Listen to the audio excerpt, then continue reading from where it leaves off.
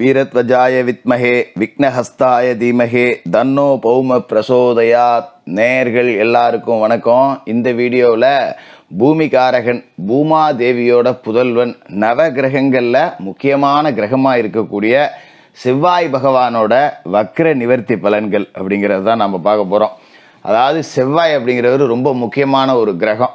சுவர் இருந்தால் தான் சித்திரம் அப்படின்னு சொல்லுவாங்க இல்லையா. செவ்வாய் தான் உடல் ஆரோக்கியத்துக்கே அதிபதி. ஒரு நல்ல தேக ஆரோக்கியம் வேணும் அப்படின்னா செவ்வாய் பலமாக இருக்கணும்.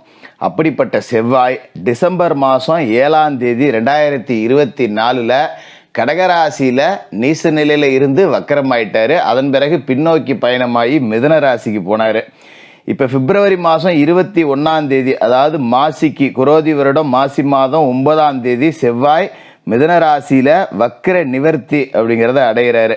இப்போ செவ்வாயோட வக்ர நிவர்த்தி காலகட்டம் அப்படிங்கிறது ரொம்ப முக்கியமானது. ஏன்னா செவ்வாய் அங்காரகன், செவ்வாய் சகோதரகாரகன், செவ்வாய் காமாதிபதி. இவ்வளவு அம்சங்களை கொண்ட ஒரு அற்புதமான முக்கியமான கிரகம். பூமாதேவியோட புதல்வன் செவ்வாயோட அந்த நிலை அப்படிங்கிறது வலுவாக இருந்தால் தான் ஒருத்தருக்கு மன நிலம் சொந்த வீடு இது எல்லாமே அமையும். உடல் ஆரோக்கியமும் வலுவாக இருக்கும். செவ்வாய் கோபத்துக்கு வீரத்துக்கு எல்லாத்துக்குமே அவர் தான் அதிபதி. அப்படிப்பட்ட செவ்வாய் இந்த வக்ர நிவர்த்தி அப்படிங்கிறத அடைகிறார் இல்லையா, பலமடைகிறார் அப்படின்னு அர்த்தம். இந்த செவ்வாய் பலமடைகிறதால உங்களோட ராசிக்கு என்னென்ன பலன்கள் அப்படிங்கிறத கொடுக்க போகிறார் அப்படிங்கிறத பார்த்துருவோம். எல்லாருக்கும் செவ்வாயோட பரிபூரண அருள் கிடைக்க முருகப்பெருமான வேண்டி வீடியோக்குள்ளே போவோம். மகர ராசி நேயர்களே, உங்களுக்கு இந்த செவ்வாய் வக்ர நிவர்த்தி காலகட்டம் எப்படி இருக்குது அப்படின்னு பார்த்தோம்னா, செவ்வாய் யார் அப்படின்னு பார்த்தீங்கன்னா உங்களோட ராசியை பொறுத்த வரைக்கும் 4வது வீட்டுக்கும் அவர் தான் அதிபதி, 11வது வீட்டுக்கும் அவர் தான் அதிபதி.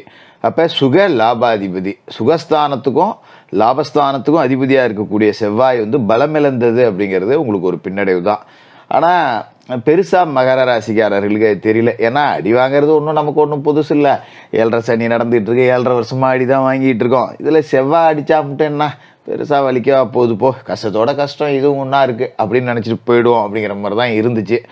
ஆனால் இப்போ குரு பகவான் பலம் அடைஞ்சிருக்கார் அப்படிங்கிறதால ஓரளவுக்கு சின்ன சின்ன மாற்றம், சின்ன சின்ன நன்மை அப்படிங்கிறதெல்லாம் நடந்துச்சு. ஆனால் 2024 டிசம்பர் அப்படிங்கிறதுல தான் செவ்வாய் வக்ரகதி அடைஞ்சார். செவ்வாய் வக்ரகதி அடைஞ்ச பிறகு பார்த்தீங்கன்னா திடீர்னு கொஞ்சம் நல்லா இருக்க மாதிரி இருந்தது. அதன் பிறகு என்னன்னு தெரில, அப்படியே உட்காந்தாப்புலேயே இருக்க. சின்ன சின்ன கெடுதல் நடக்குது. ஒரு இடம் பூமி வாங்குறதுல சிக்கல் இருக்குது. இடம் பூமி வாங்கி கொடுத்தாலும் அதால் அடுத்தவனுக்கு பலன் கிடைக்குதே ஒழிய நமக்கு 10 ரூபா பலன் கிடைக்கல, அதுலேயும் சிக்கல் வருது. இந்த மாதிரியெல்லாம் இருக்கும்.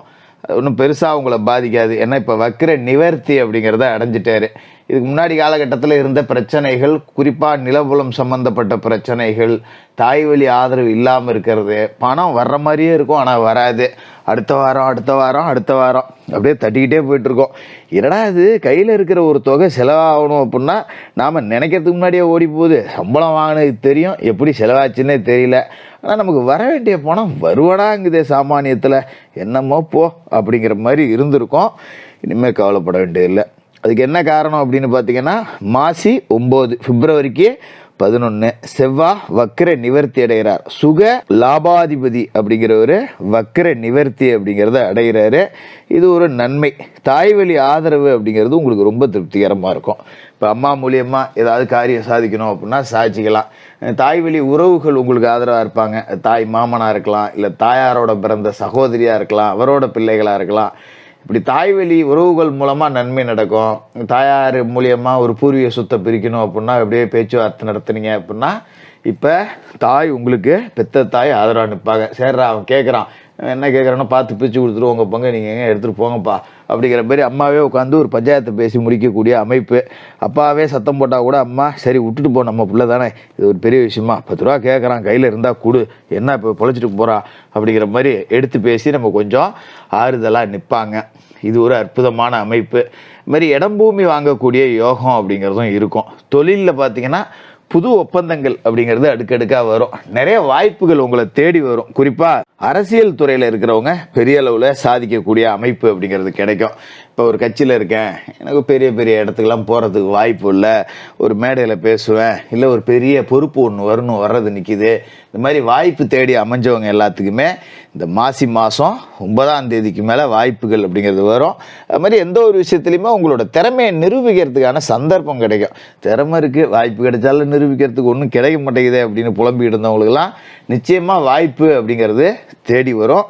குறிப்பாக பேச்சை மூலதனமாக கொண்டு தொழில் செய்யக்கூடியவர்களுக்கு நல்ல வாய்ப்பு வரும். அதனால் இந்த கமிஷன் தரகு, இடம் வாங்குறேன் விற்கிறேன், ரியல் எஸ்டேட் தரகராக இருக்கேன், ஏஜென்சியில் வேலை பார்க்குறேன், இந்த மாதிரி அமைப்பு அப்படிங்கிறதுலாம் பெரிய அளவில் இருக்கும். ஒரு மார்க்கெட்டிங் துறையில் இருக்கிறவங்க இன்சென்டிவ் வாங்குற அளவுக்கு உங்களோட அந்த இலக்கு அப்படிங்கிறத அடைவீங்க. அதெல்லாம் ரொம்ப சிறப்பாகவே இருக்கும் இந்த செவ்வாய் வக்ர நிவர்த்திக்கு பிறகு. ஏன்னா லாப வீட்டுக்கு அவர் தான் அதிபதி, அவர் இப்போ பலமடைகிறார் அப்படிங்கும்போது ரொம்ப அற்புதமான யோகங்கள் அப்படிங்கிறது உங்களை தேடி வந்துக்கிட்டே இருக்கும். அதுமாரி ஒரு தொழில் செய்கிறேன் அப்படின்னா பெரிய பெரிய நிறுவனத்துலேருந்து உங்களுக்கு ஒப்பந்தங்கள் கிடைக்கும்.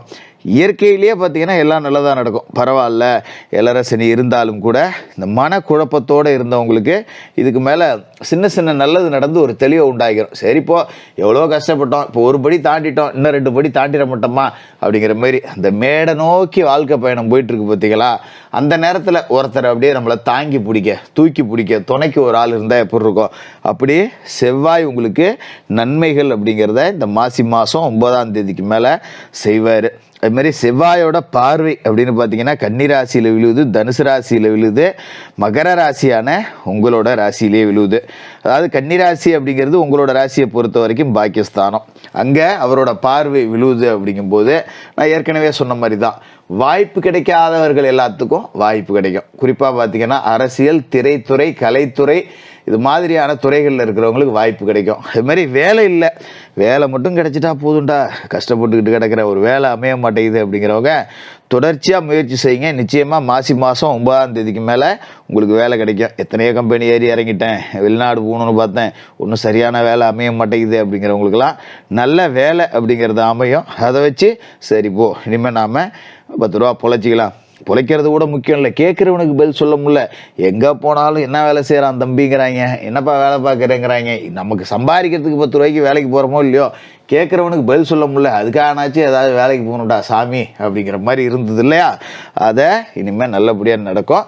கேட்குறவங்கள்ட்ட நம்ம கௌரவமாக காலரை தூக்கி விட்டு சொல்லிக்கலாம், இந்த கம்பெனியில் வேலை செய்கிறேன், இவ்வளோ சம்பளம் வாங்குறேன், ரைட்டு ஓகே அப்படிங்கிற மாதிரி ஓடிடும். அதுமாதிரி தனுசு ராசியில் செவ்வாயோட பார்வை விழுது. விரைய செலவு அப்படிங்கிறது நீங்கள் பண்ணிட்டு தான் இருப்பீங்க. செவ்வாயோட பார்வை இப்போ பலமடையுது அப்படிங்கிறதால இதுக்கு மேலே சுப விரைய செலவுகள் பண்ணுவீங்க. நீங்கள் டிசம்பர்லேருந்து எடுத்துக்கிட்டீங்க அப்படின்னாலும் விரைய செலவு இருந்திருக்கும். ஆனால் இப்போ ஒரு 10 ரூபா நல்ல செலவு அப்படின்னா 20 ரூபா தெண்டை செலவு அப்படிங்கிற மாதிரி ஓடி இருந்திருக்கும்.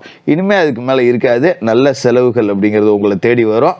வீடு கட்டலாம், கட்டின வீட்டை புதுப்பிக்கலாம், பூமி வாங்கலாம், மண் வாங்கலாம், மனம் வாங்கலாம். ஏன்னா செவ்வாய் பூமிக்காரகன், செவ்வாய் சகோதரக்காரகன். இந்த 2 அமைப்புமே உங்களுக்கு பளிச்சுன்னு இருக்கும். உடன்பிறப்புகளோட சேர்ந்து ஒரு இடம் வாங்கலாம், இல்லை உடன்பிறப்புகளோட இடத்த வாங்கலாம், இல்லை ஏதோ ஒரு வகையில் இடம் வாங்க விற்க அப்படிங்கிறது மூலமாக 10 ரூபா லாபம் அப்படிங்கிறத அடையலாம். செவ்வாயோட பார்வை ராசிக்கு 8வது வீடு, அதாவது அவர் மிதுனத்திலேருந்து 8வது வீட்டையும் பார்க்குறார். உங்களோட சொந்த ராசியான மகர ராசியை பார்க்குறார். இதுதான் கொஞ்சம் நீங்கள் கவனமாக இருக்க வேண்டிய அமைப்பு. ஏன்னா செவ்வாய் கோவம், சல்லு புல்லுன்னு பேசிடுவீங்க. கொஞ்சம் வார்த்தைகளில் நிதானத்தை கடைப்பிடிக்கணும். கடக்கு முடக்குன்னு பேசிடுவீங்க அப்படிங்கிறதால வார்த்தையில் ரொம்ப ரொம்ப ரொம்ப ரொம்ப கவனமாக இருக்கணும். மற்றபடி பெரிய பாதிப்புகள் எதுவும் இல்லை. கொஞ்சம் அப்படியே நாக்கில் தேன் தடவி பேசுகிற மாதிரி இனிமையாக பேசினா காரியத்தை சாதிச்சிடலாம். இருந்தாலும் மகர ராசிக்காரர்களுக்கு உங்களோட ராசியிலே செவ்வாய் பார்வை விழுவுது அப்படிங்கிறப்ப எவ்வளோதான் நிதானமாக இருந்தாலும் கொஞ்சம் டக்குன்னு கோவம் வந்துடும். அப்போ யோகா தியானம் செஞ்சு கொஞ்சம் பொறுமையை கடைப்பிடிங்க. எதாக இருந்தாலும் பார்த்துக்கலாம், இப்போ என்ன இது ஒரு விஷயமா அப்படிங்கிற மாதிரி கடந்து போங்க. நிச்சயமான வெற்றிகள் அப்படிங்கிறது இந்த செவ்வாய் வக்கர நிவர்த்தி காலகட்டத்தில் உங்களை தேடி வந்துக்கிட்டே இருக்கும். நீங்கள் 7.5 சனி காலகட்டத்தில் பட்ட கஷ்டங்கள் எல்லாம் இந்த 7.5 சனி முடிய போகிற நேரத்தில் அப்படியே உங்களுக்கு பட்ட பாட்டுக்கு பலனாக மாறும். அதுக்கு செவ்வாயும் உங்களுக்கு சாதகமாக இருக்கார், குருவும் சாதகமாக இருக்கார்.